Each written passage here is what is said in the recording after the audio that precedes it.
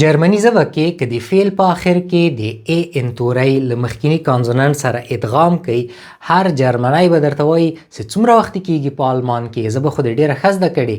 لکه د ماخن په جای وایي ماخن، د ګیهن په جای وایي ګین، د زیهن په جای زین، هابن هابن، geben geben، sagen sagen، fragen fragen، helfen helfen، arbeiten arbeiten، spielen spielen.